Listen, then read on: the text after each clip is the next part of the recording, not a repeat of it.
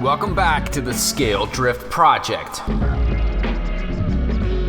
On this week's episode, I reveal the car that inspired this build. Most of you are right, some of you are wrong, so let's recap the hints. First, this is an S13 chassis. Take a close look at the kit I'm using.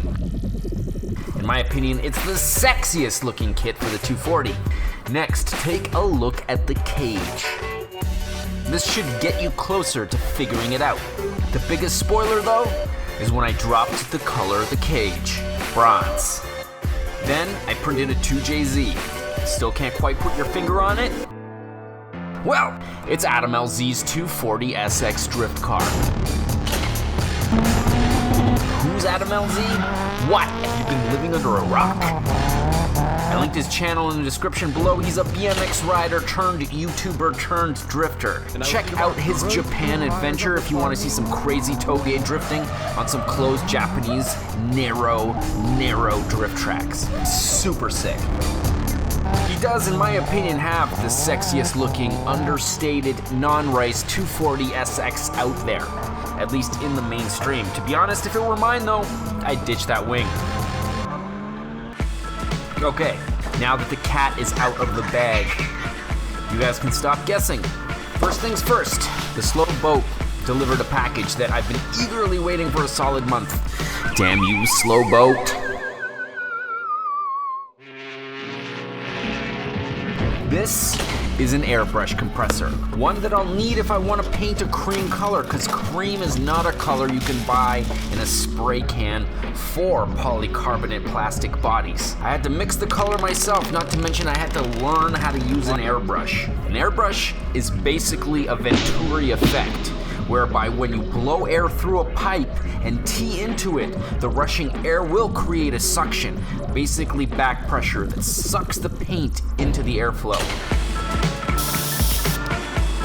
This airbrush is a double action airbrush, which means that you can control not only the airflow, but also the amount of paint that is introduced into that airflow. Pretty sick. It lays on the paint really even, and in super thin coats. The only downside is that you end up doing more coats than you would with a spray can, but you don't waste paint and you can always pour that paint right back into the bottle, so that's a bonus. I didn't want the first thing I painted with an airbrush to be the 240, because what if I f*** it up, right? What if I f*** that shit up? Huh? So I started easy. First, I painted the Recaros. Speaking of Recaros, as you all know, I'm giving away a set of 3D printed seats every episode of the Scale Drift Project, damn it. This week's winner is Mystic. That's right, Mystic. Send me a PM and I'll send you a set. If you guys want a set of these Recaros for your scale as shit ride, thumbs up the video, subscribe, and comment below. It's just that simple. Anyway, back to the SDP.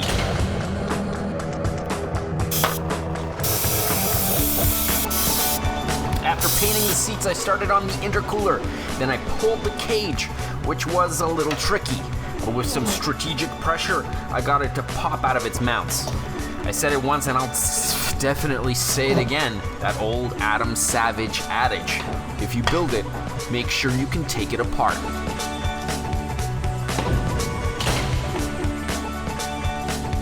I started to paint the cage bronze.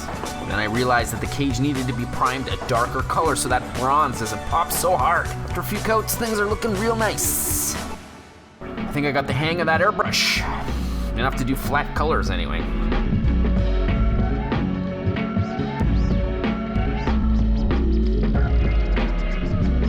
So, onto that camera car. What, you think I'd jump right onto that 240 with no experience? Huh? You think I would do that? You think I would do Probably gonna up that 240 body. The Pulsar got a nice black paint job. The light buckets got silver and my confidence level was upped. Now, onto the 240. I'm super nervous about it, to be honest. I'm gonna it up. It's gonna look like shit, and then I'm gonna be upset about it. And then I'm gonna miss some episodes because I'm so frustrated at how shitty the paint job came out. Whatever. First, I had to do some research.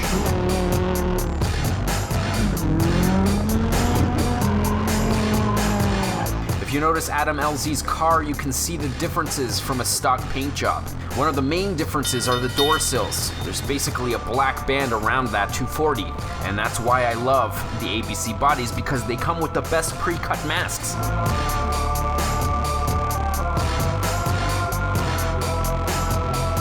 They had 2 sets of window masks. One for the black border, black trim around the windows, and one for the clear sections. This is amazing. Not only that, but they also printed out transparent decals. I did opt to paint the black trim sections because I like a challenge and I'm an idiot. It's not perfect, but this is my second airbrushed body, so it'll do. I could be super picky, but this is a model, and sometimes you just gotta move on. To all the Wicked fans, thanks a lot, guys. Thank you for that support. Your positive comments are what keep me going. Don't forget to share my content and subscribe, you know? Why not? Why not, right? Help a brother out, take the time, share my video to another lover of 240s, drifting, or model making.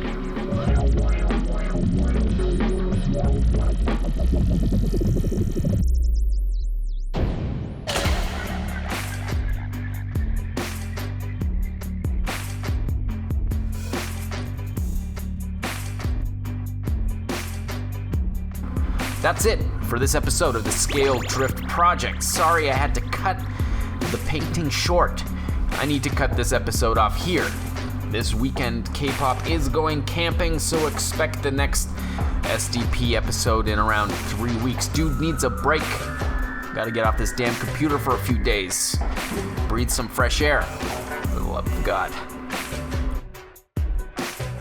K-pop, out.